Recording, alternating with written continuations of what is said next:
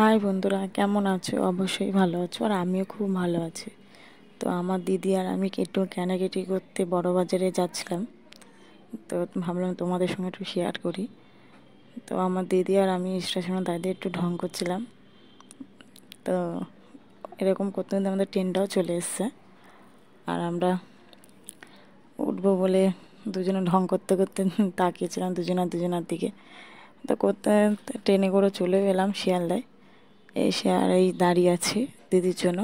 আমার দিদির তো ট্রেনে উঠতেই পারলো না, এত ভিড়। আর আমি শিয়ালদা যে দাঁড়িয়ে আছি, মানে প্লেসটা এমন, ধাক্কা মেরে ওদিকে নিয়ে যাচ্ছে, ও ধাক্কা মেরে এদিকে নিয়ে আসছে। তো এই করছি আমি। তো দাঁড়িয়ে থাকতে থাকতে দেখি দিদিও চলে আসছে।